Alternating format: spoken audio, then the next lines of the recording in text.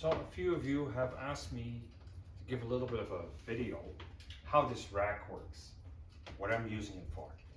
Some people might find it extravagant, I don't. So I have designated receivers for designated functions, that's what I do, but I can switch them all over. I've got nothing but switch boxes on both sides of the rack. I've got one here, got one there, and then I got one here, and I got one over there. So there's 4. And I got another one here, it's number 5. So the TV is integrated with this rack. I've got 2 speakers, 2 loudspeakers here on the left hand side of the TV, so they operate the TV. For the TV loudspeakers, I've designated, as you can hear the fire on the TV, you can hear the crackle. That comes over these speakers. These are 2 passive speakers, regular speakers, a left and a right, and they sit both on each their own subwoofer. The Bower & Wilkins subwoofers, that's what I use, both. Then what I've done is I use this Marantz 2265B as designated for those speakers. So I use the preamp signal straight through the subwoofers between left and right subwoofer, and then come back into the main amp section.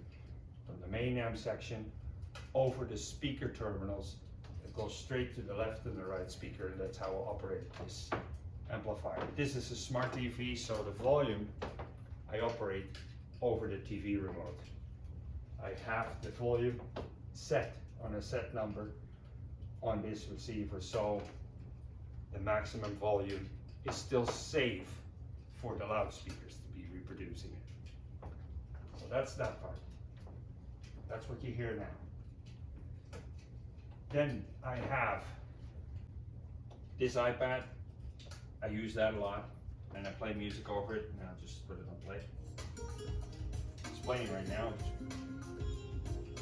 It's hooked up over this equalizer, and then the equalizer gives the signal to this R800 Luxman receiver. Also, I have the volume set to a certain size, and I just regulate the volume on my iPad, going up and down.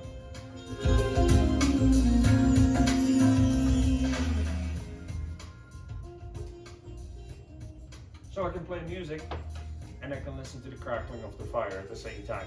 I have now 2 receivers going.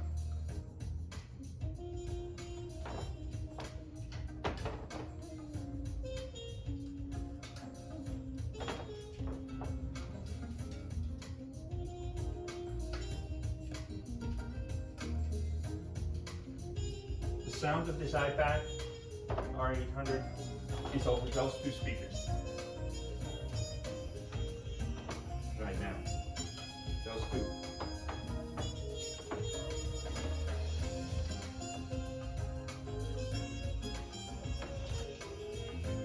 Then, if I want to change music, say for instance I want to use a different device right now, so I'll start a different device. So just pause this, pause the iPad, just go to 7th channel on this CD player. And this CD player is hooked up to that Marantz 2230. That's what you hear right now.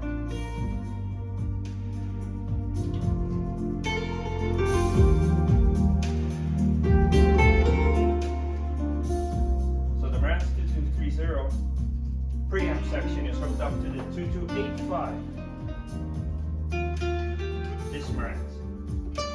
This Marantz is hooked up through switch box with several speakers. Right now, this speaker is working, and that one. Then, if I want to change the music again,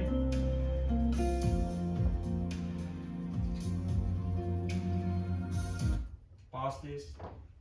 I have this Luxman R30, L30, and I've got it hooked up to this CD player. This is a JVC XLZ1010, and this one has its own separate DAC, so I only use this as a transport, and I play music on that. And let me see, let me get get this going. I turn this on, and what I have to do is I want to play it on these outer speakers. So now I gotta change the R800 listening to these speakers, playing on these speakers. I'm gonna now have the L30 playing on these speakers. So I'm switching that over right now.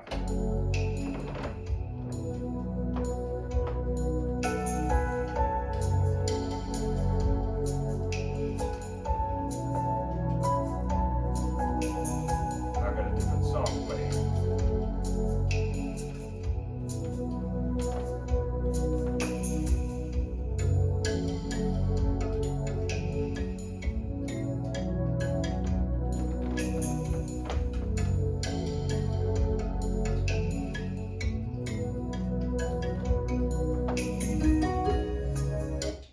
Pause this again.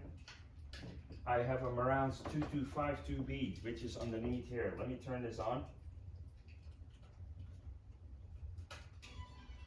And it plays the classical station. It plays it over these set of speakers. So there it is.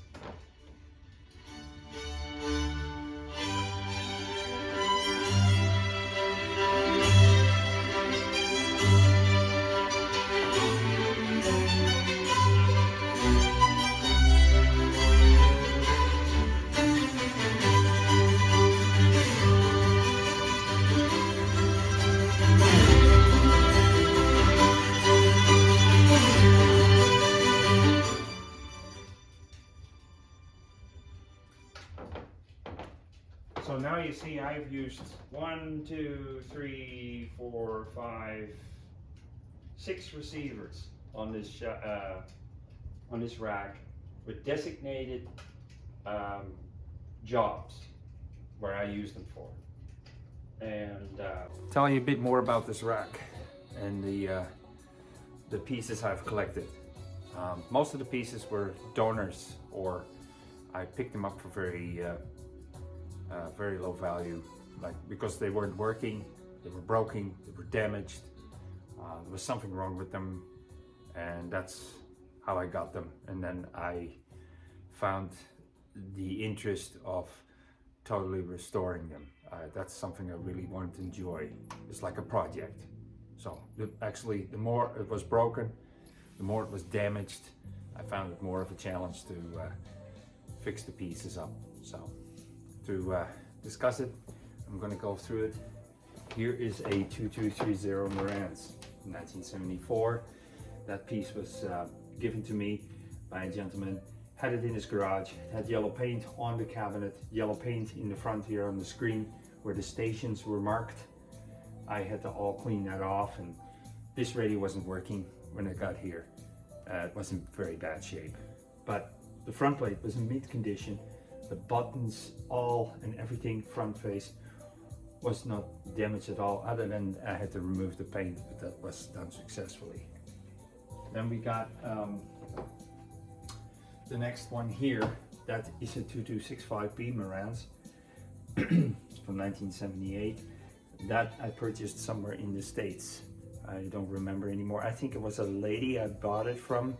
It was an estate sale. Someone passed away in the family, and she wanted to sell it because they had no use for it. Again, it was an original unit, had a couple of lights out. This one did work, but it needed a lot of cleaning. The pots were cracking. So that's this one here. This one here, the Luxman R1500, is a totally unrestored piece. I acquired it from a person in Quebec. Yes, in Quebec. I think I bought it in Quebec. It was a trade with another receiver. I traded with another receiver. I think I traded with a Luxman 1040, an R1040, to get this one back because the R1040 worked really good. This one wasn't working that great. It had some problems. Still has some problems, but it is workable.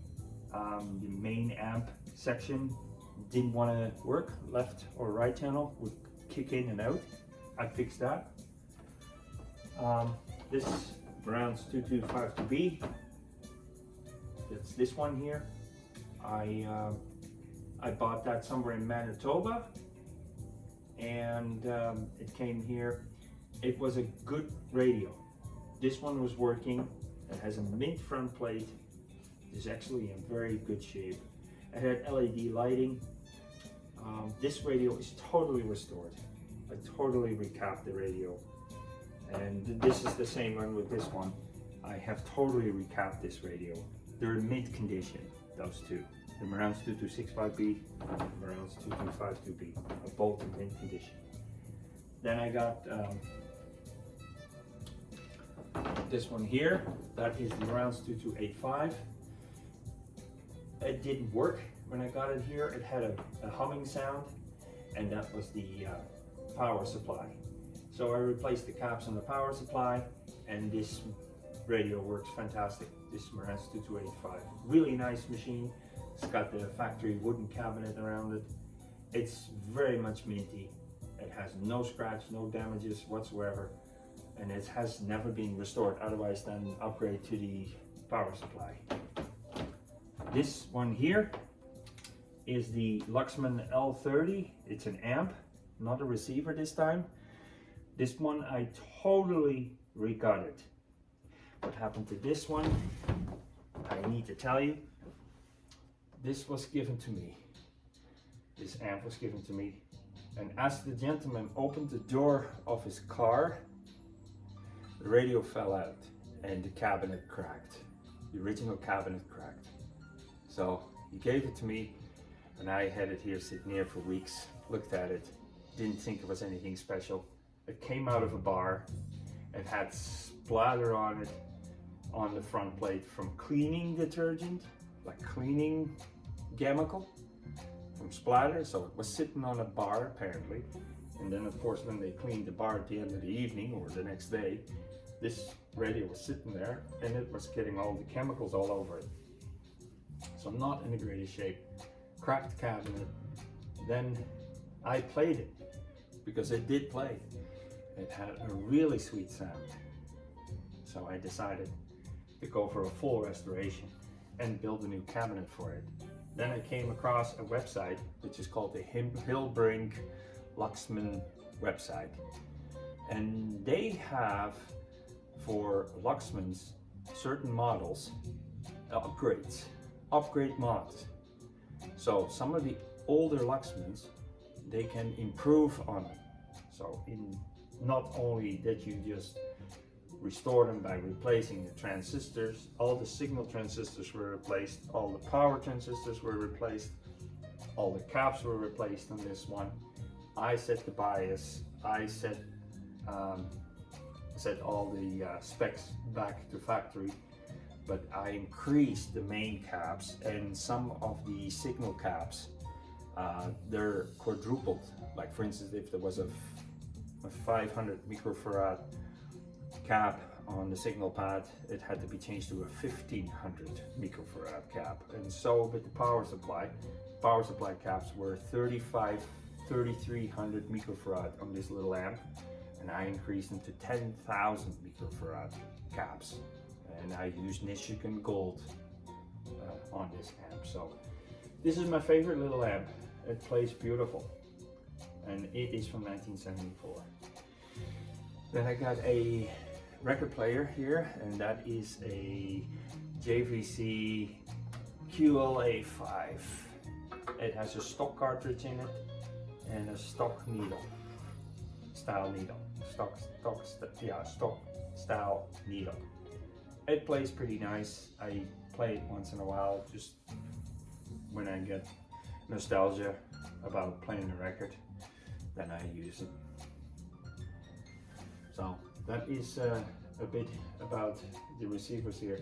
This is a JVC XLZ1010 CD player from Digifine. It's the first generation of Digifine CD players that came out.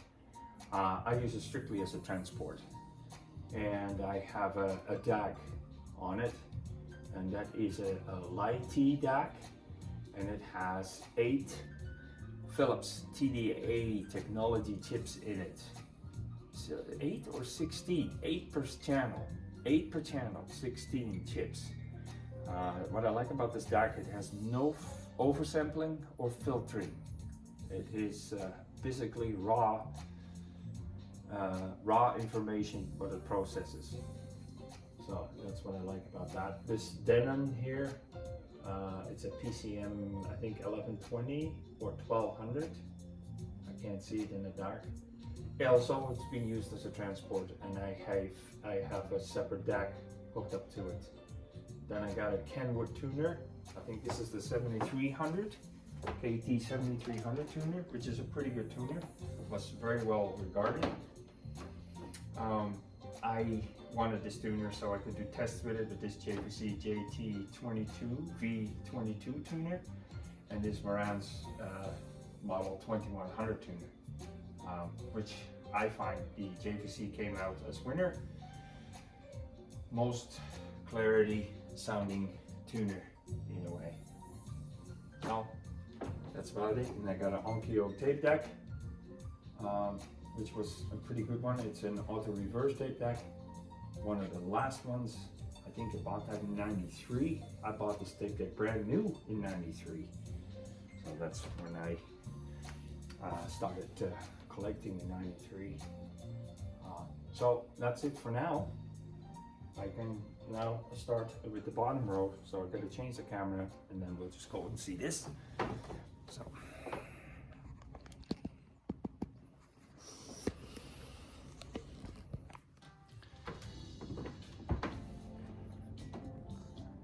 There, so I got it set here. So the bottom row here we have an Essex 727 Pioneer. I picked that up and totally restored it. So this one has totally recapped and restored. Below it is an Essex 626. It is not restored, but it has new power supply caps. So I cleaned the power supply up by replacing the caps there. It needed it. And then of course cleaned the pots. This one was given to me, but was again, it was from a person that was a very good friend of mine. He passed away, and the family gave me his radio. That's basically how I ended up with this one. So I play it once in a while. It's got the nicest sounding tuning section of all the radios I own here. This one has a beautiful tuning section. Really like that. Better than the 727 apparently. I don't know if that's the adjustment. I don't know what that is, but I've not rebuilt this. Yes, I did repair the tuner. So I did repair the tuner on this one, as well as the power supply. This one here is the Essex 750, a Pioneer Essex 750. It didn't work when I purchased it. I knew there was problems with it. I bought it from eBay, and the person said it wasn't playing. It had a buzzing noise. Again, that's power supply. As soon as you have a humming noise, you can count on it. That is a problem in the power supply. It doesn't get clean DC. So I replaced the caps. The unit played perfectly. After that, changed the lighting on it. I use, instead of the standard 9-volt T5 bulbs, which you can find actually in dashboards of vehicles, I used the vehicle style that go in here, and they're 12 volt. If you then put them in that in the sockets from where the 9 volts were, they actually burn a little lower in light, which is warmer, a more orangey glow, and I like that better than the bright white color. So that's what I did. This radio, I totally rebuilt the cabinet, machined the front corners, exactly the same specs as the original one, but the original one were paperboard. This is oak, and the whole cabinet's made out of mahogany. The same here with this Luxman R800. This Luxman R800 I bought that for cheap on eBay. Someone had dropped it. The tuning shaft was broken. This was all missing. The tuning wheel would come with the sail, but there was a broken shaft in it, and I got it for cheap. And of course, it wasn't restored, and it didn't work. And I recapped it, turned on the lathe, a brand new shaft to put this knob on for the tuning shaft, and cleaned this whole amp up. And again, I rebuilt. I made a complete new mahogany cabinet for this receiver, and it is one of the nicest receivers that I have. It's right up there with the Luxman L30. This one is right number 2. If the L30 is number 1, in my opinion, this one will be number 2. It is a beautiful sounding machine. So we like that. So I have done several cabinets for the L30. I had actually modified the cabinet in such a way that with the mods that I did to make this amp following the modifications of the Hilbrink Luxman side, nothing would fit in the original cabinet. The original cabinet was cracked anyway, so I built an oak cabinet and I had to extend it to the back by about 1.5 inches to make room for the increased size caps that were put in this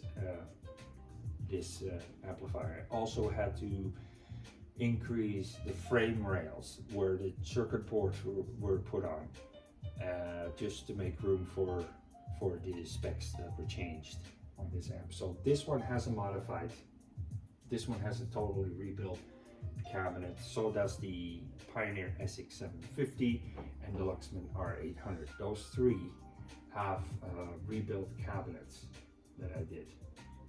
So that's it so far. That's the story on this rack a bit. This is a Philips main amp. This baby weighs 65 pounds. I still have to do a rebuild on it. I bought all the power transistors, which one has 8 per side. This is a 210 watt power amp that I still have to recap and look through.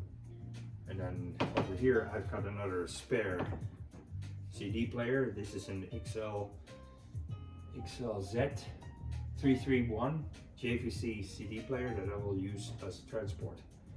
So I picked that up for cheap, and again, it wasn't really working. There's something wrong with the plastic screen in the front. I had to take it off and re-glue it, and that's all repaired. And then this baby underneath here is a JVC AX50. That is a 72 watt per side amp, and I had one of them, actually the size below that, at AX40, in my youth. When I was 16, I owned one. It was a beautiful amp. So this amp specifically, I keep it as a childhood nostalgia. So, and that is what I have.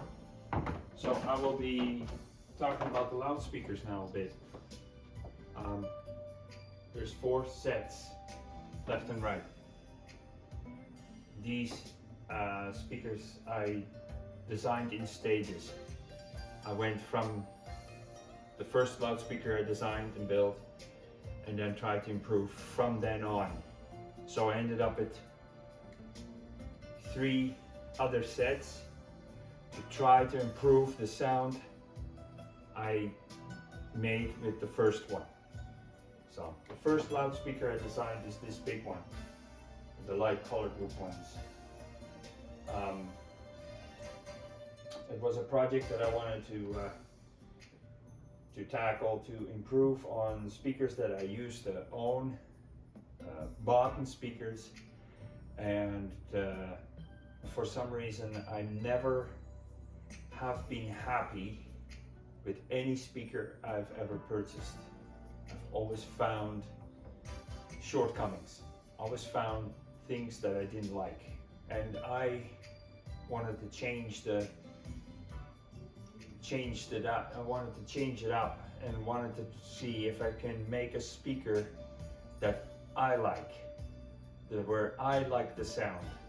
I'm very much in opinion that sound is very personal.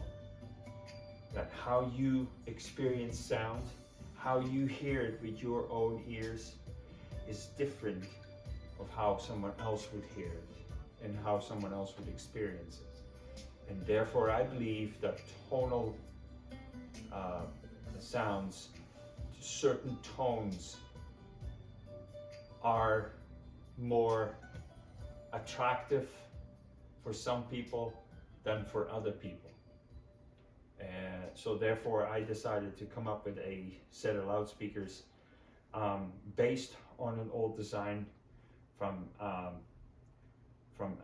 think early 70s, 1970s. So I decided to use all the drivers of this 1970s Philips design that I knew from Europe. That was a Philips AH468. It was a three-way system with a double woofers.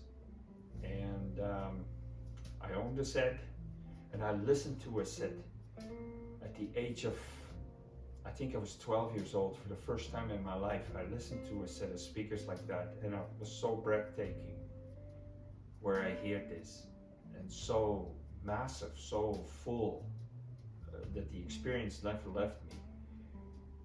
And I thought, I gotta do this and see if I can use this type of a speaker and improve on it, because I never liked the cabinets. I never liked the cabinets Philips built. The speakers were always bulky. They seemed to be cheaply made. But the drivers, the Philips drivers, I knew they were very good quality. So Philips made their own drivers. The tweeters, the mid-ranges, the woofers, they made their own drivers and they plugged them in speaker cabinets that they made themselves too. But there were many manufacturers all over the world that used Philips speakers, Philips drivers, not the cabinets, but the drivers.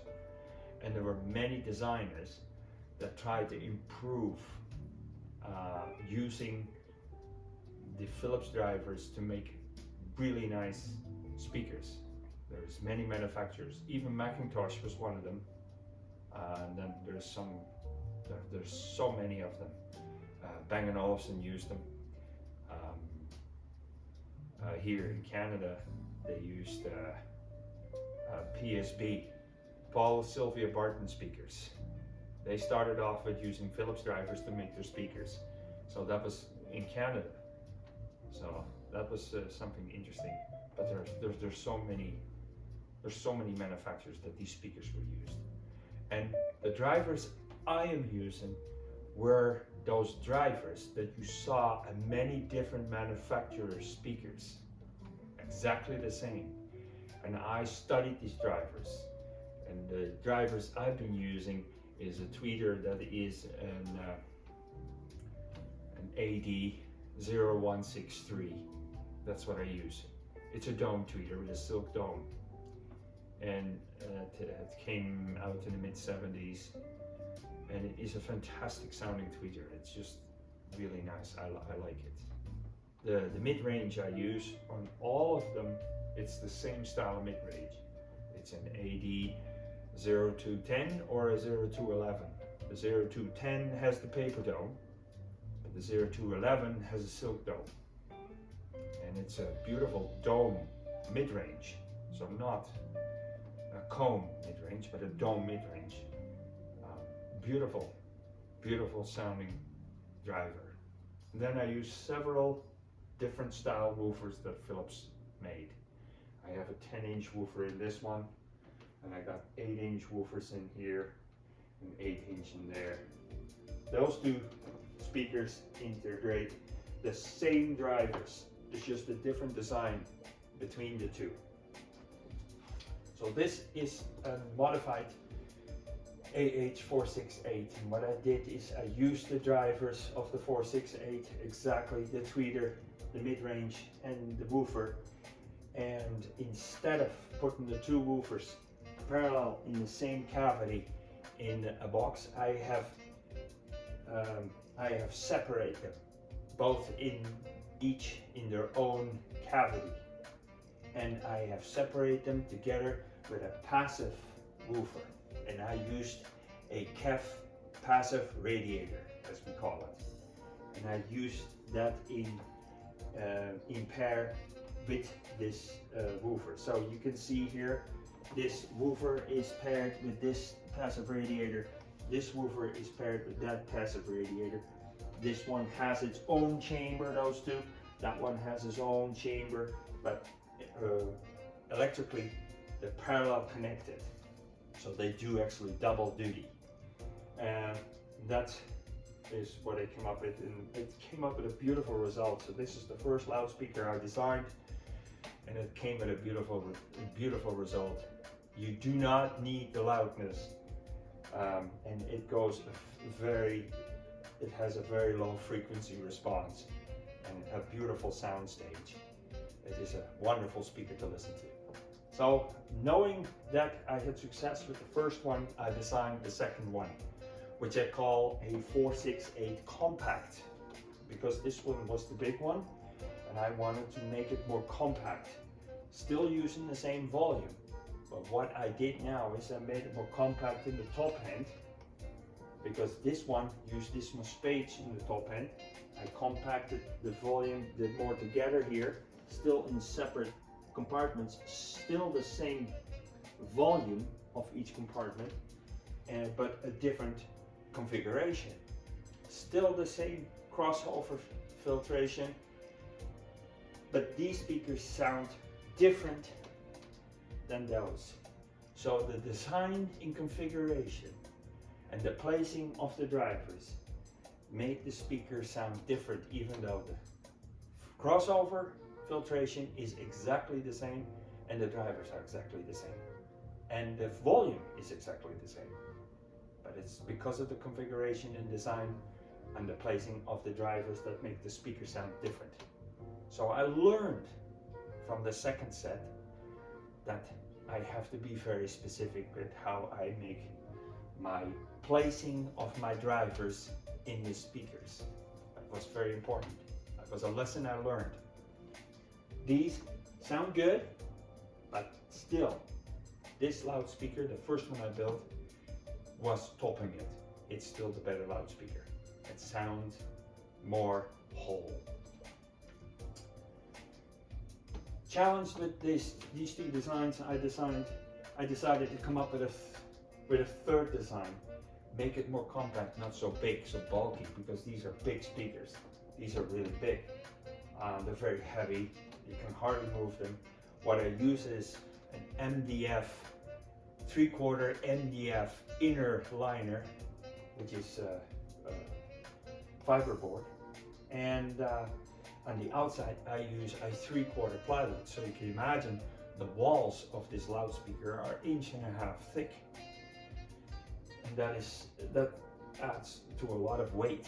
I wanted the double walls between the MDF and the plywood to create stiffness and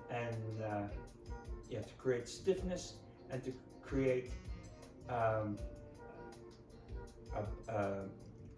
more of a structure.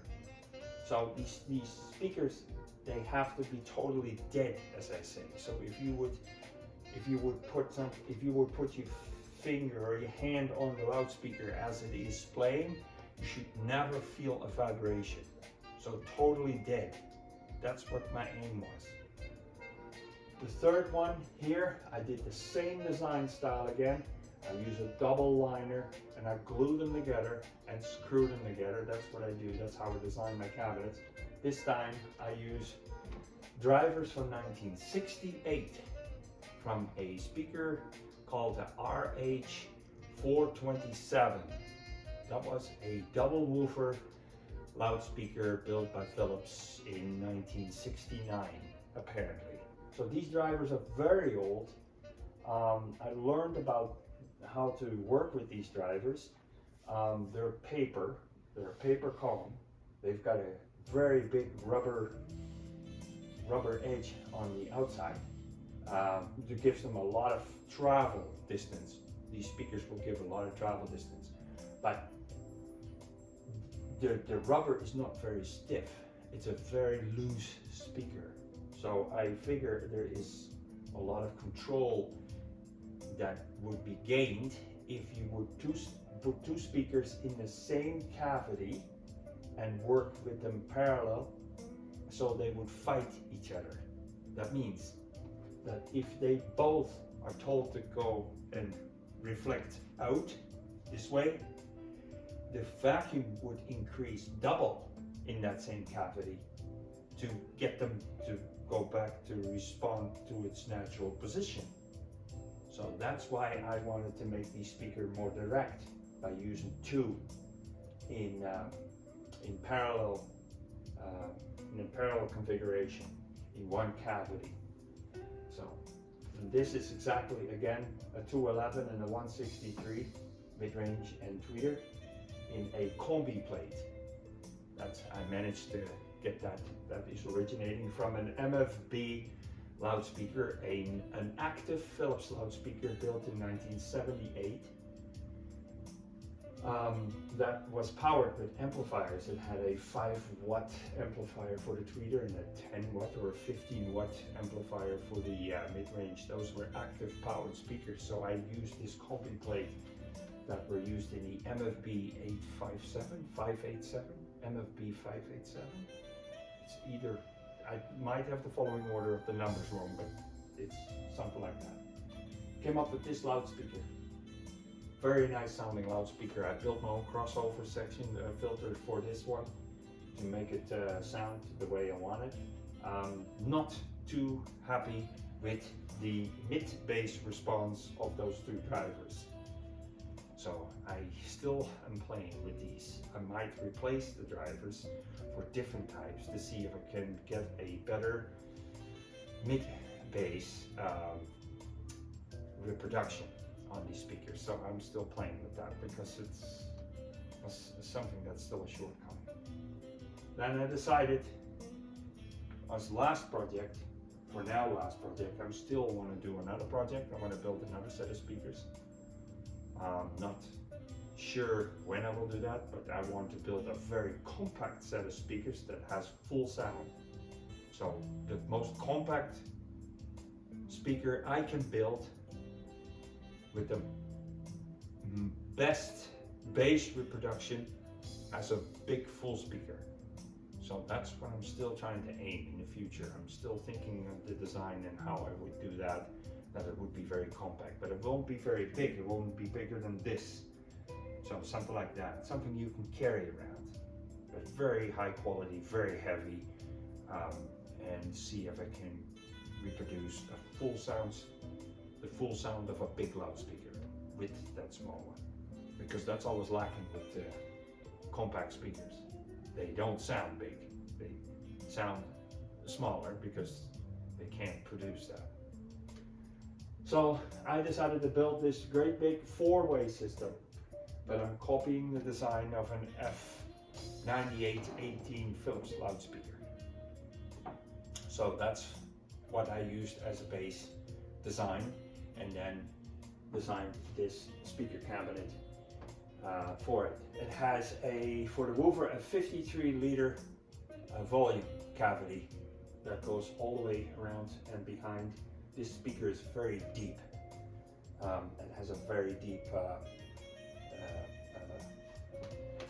print. If you are going to go sideways with the speaker, you can have an idea how big it is.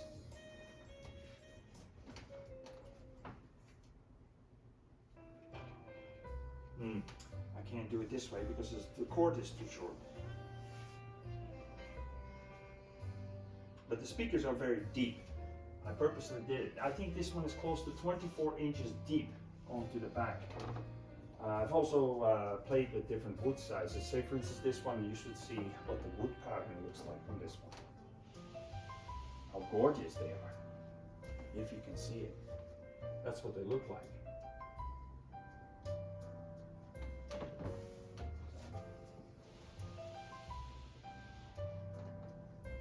So the four-way, this one, the four-way, again, I built a crossover section for it. Played with the woofer, played with the crossover, and came up with this result, which is the most beautiful sounding loudspeaker I have designed up till now. And it looks pretty good, of course. So I'm very happy with this end result. So that gives me more of a challenge to, more of an invitation to design another set. But I don't think I can improve on this one. I don't know what sounds better. So I'm quite happy with what I've built. So that's it for now.